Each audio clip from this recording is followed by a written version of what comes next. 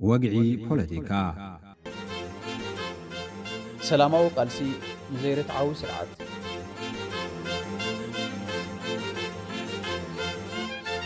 فتحاو سرعات رتعاو حقتات اللو انتخونه أبز بزحو محبرسب عالم أبسلت أنزلو من قصات فتحويان سلزيكونو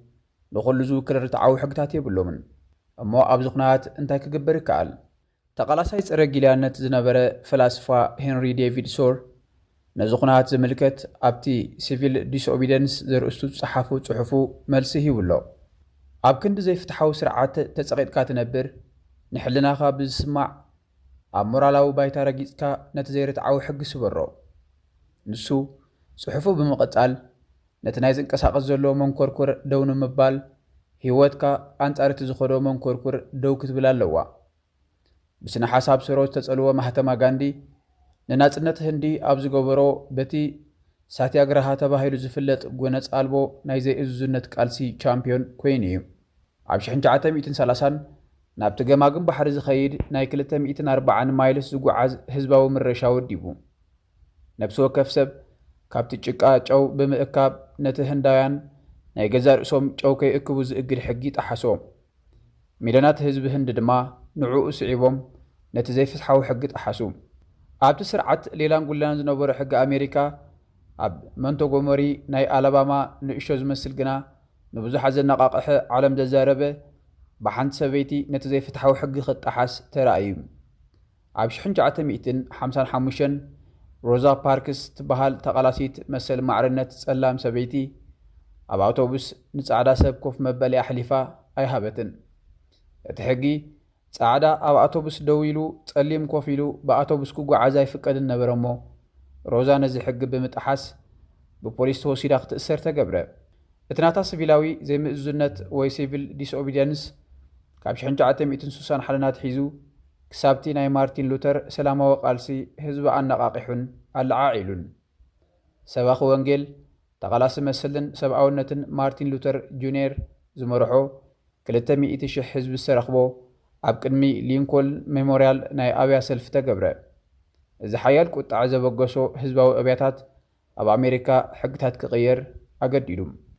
أبز غروب عامتات تقالس لو تخليما بزيقونة أو قالسي حقتات عالم كقياير يقبرو له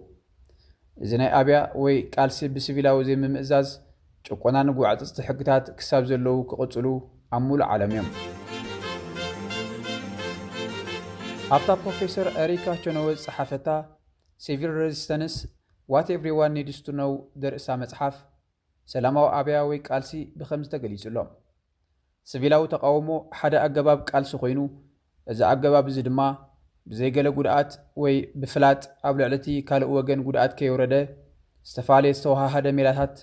ተቃውሞ ሰልፍታትን ኣብያታትን ከምኡውን ካልእ ብዙሕ ሜላታት ብምጥቃም ዝግበር ቃልሲ እዩ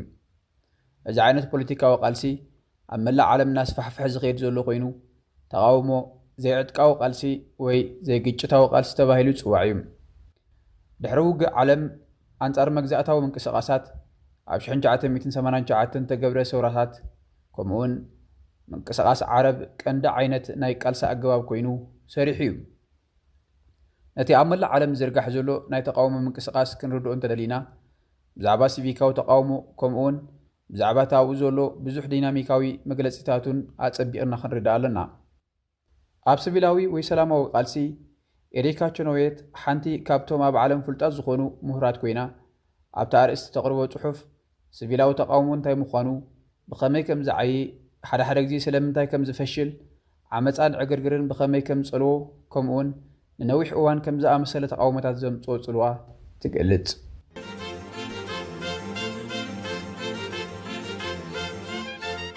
ከም ዝፍለጥ ጭፍለቕቲ ስርዓታት ወላቶም ሰማዊ ምርጫ ዘካይዱ እቲ ዝገብሮ ምርጫ ናይ ሓሶት እዩ ኣብ ዝግበር ነፍሲ ወከፍ ምርጫ እቲ መራሒ 100 ካብ 100 ተመሪጹ ይበሃል ኣብ እዋን ምርጫ ናይ ጸጥታ መሓወሩ ብምጥንኻር ንተቃወምቱ የእስር ወይ ምንቅስቓሳቶም ይገድብ ነቶም ተቃወምቲ ደገፍ ዝህቡ የዋርድዎም ህዝቢ ኣብ ከምዚ ኩነታት ብምምራር ንሓድሕዱ ምሕሾክሻኽ ይጅምር ነቲ ጸቓጢ ስርዓት ንምስዓር ድማ ምምኽኻር ይጅምር ኤሪካ ናይ ፒኤችዲ መጽናዕቲ ኣብ ትገብረሉ ዝነበረት እዋን ፖለቲካዊ ለውጢ ንምምጻእ ሃገራት ዕጥቃዊ ቃልሲ ዘዋፀን ዝብል እመንቶ ሒዛ እንተተበገሰት እኳ መጽናዕታት ከም ዝሕብርዎ ግና ዕውት ለውጢ ብሰላማዊ ኣገባብ ቃልሲ ከም ዝኾነ ክትርዳእ ከኣለት። እቲ ሲቪላዊ ወይ ዘይዕጥቃዊ ቃልሲ ብሰላማዊ ሰልፊ ሸብሮ ንሕግታት እቲ ጨፍላቕ ስርዓት ዘይምእዛዝ ዝኣመሰለ ኮይኑ ከም ኣብነት ናይዚ ጉዳይ ሰርቢያ ይለዓል እዩ። እቲ ሰርቢያውያን ዝገበርዎ ሰላማዊ ቃልሲ ወይ ሰውራ ነቲ ንባልካውያን ዝበታተነ ስሎቦዳን ሚሎሶቪች ኣብ 2000 ክዓልዎ ክኢሉ እዩ። ኣብ ፊሊፒንስ ሓይሊ ምንቅስቓስ ህዝቢ ኣብ 1986 ንፈርዲናንድ ማርቆስ ንሓዋሩ ክዓልዎ ክኢሉ። እዞም ተጠቕሱ ፍልያት ፍጻመታት ዕውት ሰላማዊ ቃልሲ ንምእላይ ጨቆንቲ ክመስሉ ይኽእሉ። ከምቲ ኣብ ቻይና ዝተገብረ ናይ ተምሃሮ ኣብያ ኣደባባይ ቲናመን ዝፈሸለ ሰላማዊ ተቃውሞ ክጥቀስ ይከኣል እዩ። ምናልባት ዘይዕጥቃዊ ወይ ሰላማዊ ቃልሲ ኣብ ከም ናይ ክሊማን ጾታዊ መሰልን ክሰርሕ ይኽእል ይኸውን ኢልካ እውን ክሕሰብ ይከኣል እዩ። እንተኾነ ሓድሽ ሃገር ንምምስራት ይኹን ጨፍላቕ ስርዓት ንምልዋጥ እዚ ኣገባብ ከይስርሕ ይኽእል ኢልካ እውን ዝሕሰብ እዩ። ምክንያቱ እቲ ውልቀ መላኺ ዘይልከፍን ናይ ህዝቢ ኣብያን ተቃውሞን ዘይዓጅቦ ዝወስዶ ስጉምቲ ኣዝዩ ጨካን እንተኮይኑ ከይሰርሕ ይኽእል እዩ። ነዚ ንምፍላጥ ፕሮፌሰር ኣሪካ ን2 ዓመት ዝኣከበቶ ሓበሬታን ብዛዕባ ኣብ ታሪክ ኣየናይ ኣገባብ ቃልሲ ከም ዘዕውት መጽናዕቲ ኣካይዳ በቲ ኣብ ሙሉእ ዓለም ካብ 1900 ባዶ ኣትሒዙ ንግዝኣታዊ ናጽነት ይኹን ንጨፍላቐ ስርዓት ንምልዋጥ ወይ ንምዕላው ዝተገብሩ ዕጥቃውን ዘይዕጥቃውን ቃልስታት ብምጽናዕ ኣብ ዝስዕብ መደምደምታ በፂሓም። ካብ 1900 ባዶ ክሳብ 2006 ኣብ ተገብሩ ቃልስታት ኣብ ሙሉእ ዓለም ካብ ዝተገብሩ ዘይዕጥቃዊ ወይ ሰላማዊ ቃልስታት ካብቲ ብዕጥቃዊ ቃልሲ ዝግበር ቃልሲ ብዕፅፊ ዕውት ነይሩ። ብተወሳኺ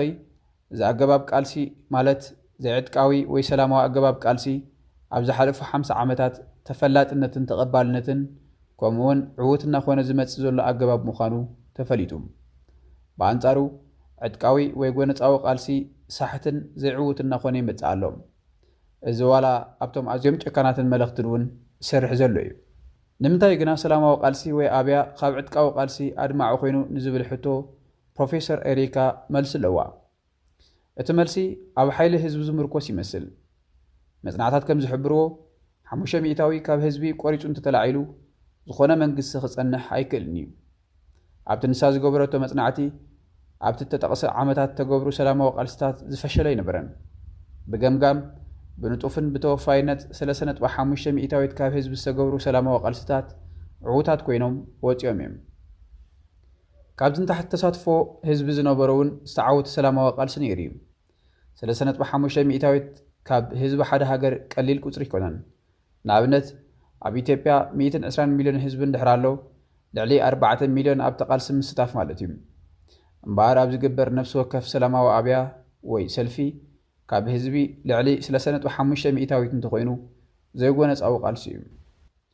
ከም ሓቂ ኣብቲ ሰላማዊ ሰልፊ ዝግበር ቃልሲ ዝሳተፍ ህዝቢ ካብቲ ዘይዕጥቃዊ ዝግበር ብ4 እጥፊ ይዛይድ። ዘይጎነፃዊ ቃልሲ ብመንፅር ጾታ፣ ዕድመ፣ ዓሌት፣ ፖለቲካዊ ሰልፊ፣ ደርብን ነባራይ ከተማን ገጠርን ዝያዳ ዝሳተፍን ወካልን እዩ። ሲቪላዊ ወይ ዘይዕጥቃዊ ቃልሲ ኣካላዊ ብቕዓት ብዘየገድስ ንኩሉ ህዝቢ ከሳትፍ ዝኽእል እዩ። ኣረጋውያን ይኹኑ ኣካላዊ ስንክልና ዘለዎም ደቂ ኣንስትዮ ይኹኑ ቆልዑ ክሳተፉ እንተደልዮም ዘሳተፍ ኣገባብ ቃልሲ እዩ። ሕስብ እንተቢልከዮ ነፍሲ ወከፍ ብተፈጥሩ ወይ ውሉድ ምስ በለ ብዘይጎነፅ ተቃውሞ ይገብር እዩ። ንኣብነት ቆልዓ ብእግሩ ከይከይድ ወይ ተሓቂፉ ንክኸይድ ዝገብሮ ኣብያ ኣሎ። ወይ ቆልዓ ክበልዕ ምዘይደሊ ወጭጩ ድዩ ገጹ እናረሓቐ ንድሌቱ ንምፍጻም ከኣቢ ንዕዘብ ኢና። ስለዚ ቆልዓ የብሉ ዓብይ ዓቕሚ ዘለዎ ይኹን ዘይብሉ ኩሉ ኣብያ ወይ ብዘይጎነፅ እንተደልዩ ንድልያቱ ከፈጽም ክእለት ኣለዎ።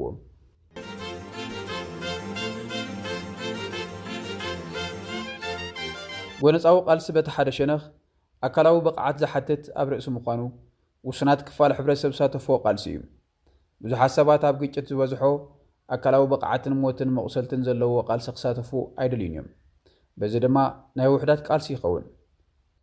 ብኣንጻሩ ሰላማዊ ቃልሲ ከም ሰላማዊ ሰልፊ ዝበሉ ኣብ ህዝቢ ቁልዓትን ሰሓብትን ብምዃኖም ንብዙሓት ስሒቦም መሊሱ እቲ ቃልሲ ክስስን ይገብሮም። ኣብ ትሕቲ ሓደ ጨፍላቕ ስርዓት ዝነብር ተኣምኖ ሰብ ካብ ጎረቤትካ መፂኡ ነቲ ንገብሮ ዘለና ቃልሲ ከም ትደናገጽ ፈልጥ እየ ሎሚ ምሸት ኣብ ጽርግያ ወፂና ሰላማዊ ሰልፊ ክንገብር ኢና ምሳና ክትሓብር ድማ ሓተካ ኣብለካ በዚ ቀሊል ዝመስል ዕድመ ብዙሓት ተጸዋዊዖም ከም ውሕጅ ንጽርግያታት ክዕለቕልቑ ይኽእሉ ሎሚ ሳላ ቴክኖሎጂ በማሕበራዊ መራኸቢታት ብዝግበር ሓድሕዳዊ ርክባት ንሚልዮናት ክትሰልፍ ዝከኣል ኮይኑ ይርከብ ሰባት ካብ ተፈጥሮም ብዙሕ ሰባት ተኣከቡ ናይ ምሕባር ባህሪ ኣለዎም 10 ሰባት እንተተኣኪቦም ዝሓልፉ ሰባት ከይግደሱሎም ይኽእሉ 1,000 ሰባት ተኣኪቦም ዝረኣዩ ግና ብዕጽፍታት ክሓብርዎም ዘሎ ተኽእሎ ልዑል እዩ ስለዚ ሰላማውያን ተቓለስቲ ኣብ ህዝቢ ሩእያ ስለ ዝኾኑ ብዙሓት ንጡፋትን ዝተፈላለየ ድሕረ ባይታ ናይ ዘለዎም ሰባት ናይ ምስሓብ ዓቕሚ ኣለዎም ተሳትፎ ብዝበዝሐ መጠን እቲ ምንቅስቓስ ምስ ሓይልታት ጸጥታ ርክብ ክፈጥር ግድን ይኸውን ብተወሳኺ ሰራሕተኛታት መንግስቲ ሃብታማት ነጋዶ ምሁራት ናይ መንግስቲ ሜድያ መራሕቲ ሃይማኖትን ካልኦትን ናብቲ ህዝባዊ ተቃውሞ ክሰሓቡ ዓብ ተኽእሎ ኣሎ ካብ ብዝሕ ተሳተፍቲ ዝለዓለ እዞም ላሃመት ሕብረተሰብ ዝኾኑ ምስ መን ክውግኑ ከም ዝግባእ ክሓስቡ ይቕሰቡ ዝኾነ ነቲ ስርዓት ዘገልግል ይኹን ዘምልኽ ካብ ህዝቢ ክፍለ ኣይክእልን እዩ ካብቶም ዝቃወሙ ምዕሩኽ ኣዝማድ ወላ ኣሕዋት ኣለዎም እቲ ዲክታተር ይሃሉ ይተዓሎ ንነዊሕ እዋን ብሓንሳብ ብምንባሮም ዝምድናታት ኣለዎም ኣብ ሰርቢያ ሚሎሶቪች ክእለ ዝሓቱ ብኣማይ ተሸሓት ዝቁፀሩ ህዝቢ ሰርቢ ናብ ጽርግያታት ክፈሱ ዝረኣዩ ኣኽበርቲ ጸጥታ ንሰላማውያን ተቃወምቲ ክትኩስሎም ዝመፆም ትእዛዝ ከኣብዩ ተረኣዮም ሓደ ካብቶም ኣኽበርቲ ጸጥታ ንምንታይ ከምኡ ከም ዝገበረ ኣብ ዝተሓተሉ ደቀይ ኣብ ማእከል እዚ ህዝቢ ከም ዘለዉ ፈልጥ እየ ኢሉ መሊሱ ኣብ ሱዳን ንዑመር ኣልበሽር ንምዕላው ኣብ ዝግበር ዝነበረ ኣብያ ህዝቢ እውን ብተመሳሳሊ ወተሃደራት ኣንጻር ህዝቢ ከይትኮሱ ዕጭ ሓንፊፎም እዮም ሓቂ እዩ ኣብ ተፋልዩ ሃገራት ኣብ ዝግበር ሰላማዊ ተቃውሞታት ኣባላት ጸጥታ ኣንጻር ህዝቢ ክትኩሱ ተራእዮም እዮም ወላ ኣብ ከምዚ ኩነታት እቲ ብዘይ ዕጥቃዊ ወይ ብሰላማዊ ዝግበር ቃልሲ ካብቲ ብጎነፃዊ ቃልሲ ብዕፅፊ ክዕወት ተራእዩ ሓይልታት ጸጥታ ኣብ ሰላማዊ ሰልፊ ንሳተፉ ክሃርሙ ክኣስሩ ወላ እውን ክትኩሱ ወላ እንተራእዩ ዓቢ ብጽቡቕ ዝተወደበ ኣብያ ካብ ሰላማዊ ሰልፍታት ዝበሉ ብጽዑቕ ክግበር ዝኽእል ምንቅስቓስ ናብ ፋሕ ዝበለ ታክቲክ ክቕየር ይከኣል እዩ ካብቲ ህዝቢ ክእከበሉ ዝተባህሎ ከባቢ ብምርሓቕ ኣብ ተፈላለዩ ከባቢታት ድምፂ እምቢታ ይስምዑ ካብ ገዛ ከይወፁ ይጸንሑ ብሓንሳብ ኩሉ ምንቅስቓስ ደው ከም ዝብል ይገብሩ እዚ ከም ዝኣመሰለ ስልቲ ካብ ሓደጋ ከድሕን ይኽእል ነዚ ከምዚ ዓይነት ኣብያ ንምቁፅጻር ነቲ ስርዓት ኣዝዩ ወጻኢታት ዝሓቶን ክኸብዶ ዝኽእል ኩነታት እንተፈጢሩሉ እኳ እቲ ምንቅስቓስ ግና ነቲ ስርዓት ዝርብሾን ዘደርብሾን እዩ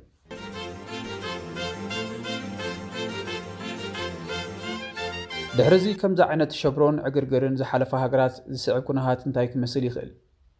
ኣብተን ህዝብታት ብዘይጎነፃዊ መገዲ ቃልሲ ዘካይድሉን ሃገራት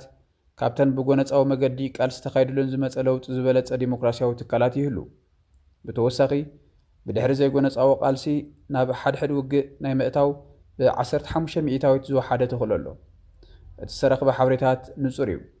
ሰባት ኣብ ዘይጎነፃዊ ቃልሲ ኣብ ዝጅምርሉ ብዙሖም እናዓበየ ይኸይድ ብዙሕ ህዝቢ ምስ ረጋፅ ስርዓት ምውጋን ኣብ ዝወግደሉ እዋን እቲ ኣንጻር እዞም ስርዓት ዝወርድ ፀገም ብኡ መጠን እዩ ዝዓቢ እምበኣር ብዙሓት ሰባት ዓብ ለውጢ ዝመጽእ ብረት ተሓንጊጥካ ታንክን ኣሽከርኪርካን መድፍዕ ተኩስካን ዝበለፀን ዝሓፀረን ኣማራፂ ገይሮም ዝወስድዎ ኣለዉ ምናልባት ኣበየ ሃገሩ ናይ ኩናት ጀጋኑ ከኽብሩን ክዝከሩን ምርኣይ ነዚ ኣተሓስባ ኣግኒንዎ እዩ የግዳስ እቲ ብክልቲኦም ወገን ዝፈስስ ደምን ናይ ቁጠባ ክሳራን ንወለዶ ዝኹንን ንቁጠባ ዘድንክን ምዃኑ ስለ ዝዝንግዕዎ እዩ ከም ናይ በዓል ፕሮፌሰር ኤሪካ ቾኖወዝ መጽናዕቲ ከም ዝራግፁ ድማ ካብቲ ብዕጥቃዊ ወይ ጎነፃዊ ቃልሲ ብሰላማዊ ወይ ዘይጎነፃዊ ቃልሲ ዝዓበየ ናይ ምዕዋት ተኽእሎን ዝሓሸ መፃን ዝፈጥር እዩ ሰናይ ክፍለ